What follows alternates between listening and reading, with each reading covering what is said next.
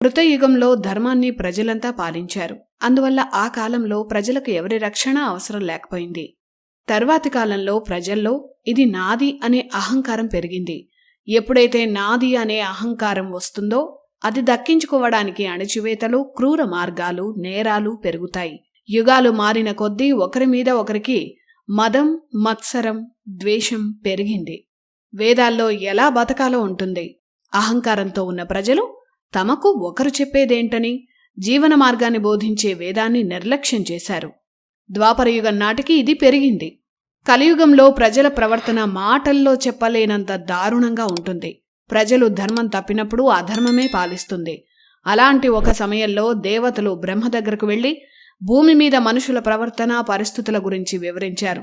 అప్పుడు వేదాలు చదవలేని ప్రజల కోసం ఒక నీతి శాస్త్రాన్ని బ్రహ్మ రచించాడు.